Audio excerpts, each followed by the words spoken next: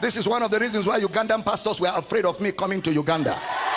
But their fear has come on them, because I came to set you free so you can serve God with joy. Am I talking to somebody here? I came to free you from religious bondage, from religious captivity, from religious fear.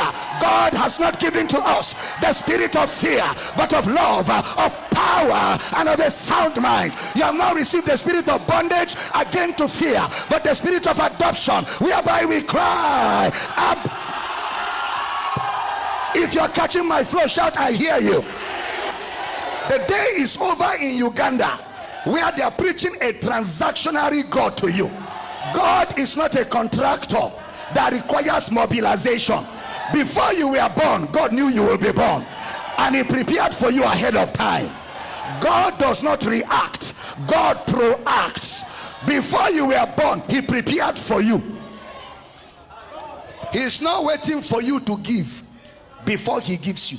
That's not a father. How many of you in Uganda pay your father to talk to you? That when you want to see your father, you come with some shillings, Ugandan shillings. Daddy, I want you to talk to me, but since you have not been talking to me, let me see if I can motivate you. Take 10,000 shillings. Then your father will say,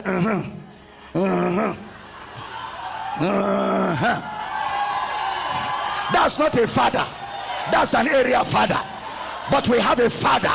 His name is Jesus Christ. He doesn't wait for you. He loved you. He sought for you. He looked for you, and he blesses you without your permission. If you understand what I'm talking about, shout, I hear you.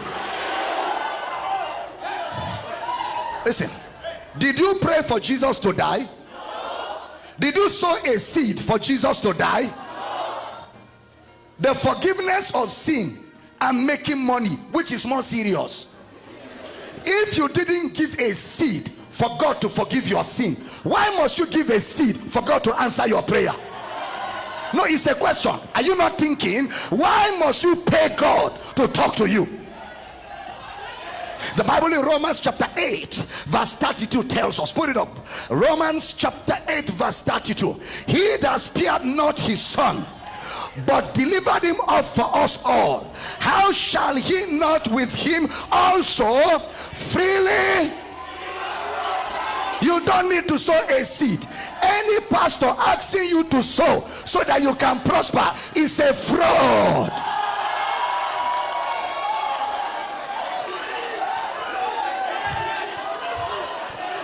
How shall he not also with him? How much? How much? Turn to your neighbor and say it very loud. Let everybody in Uganda hear your voice. Everything that comes from Jesus is free. Anything you pay for is not from Jesus. Am I teaching at all? If I'm teaching, say I hear you. Or a pastor tell you, if you don't pay your tithe, things will be tight. It's a lie. I'm a pastor. Sit down and listen. I'm a pastor. I pastor people. If anybody should be liking tithe, it is me, because I'm a pastor. Do I hate money? I don't hate money. I need money because ministry requires money.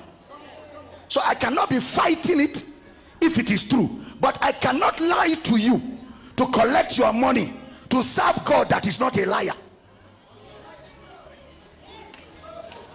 Somebody said, but God told Malachi, if you don't pay tithe, the devourer will come. Elon Musk doesn't pay tithe, and devourer has not gone. Jeff Bezos doesn't pay tithe, and devourers have not devoured them. You've been paying tithe since the days of Mango Park. You still cannot buy a car. Should you not think?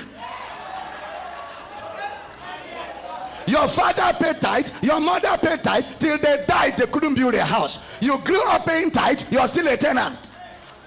Shouldn't you think tithing doesn't make you prosper?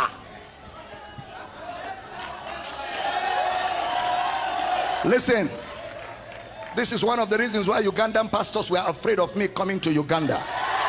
But their fear has come on them, because I came to set you free so you can serve God with joy. Am I talking to somebody here?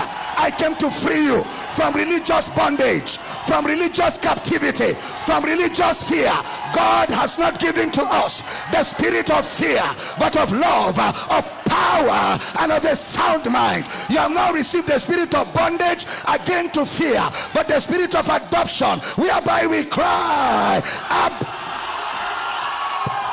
If you're catching my flow, shout, I hear you. Sit down, cross your leg and shout, I am free from religious bondage. I am free to serve God. The Bible says, stand fast in the liberty. Stand fast in the liberty wherewith Christ has set you free.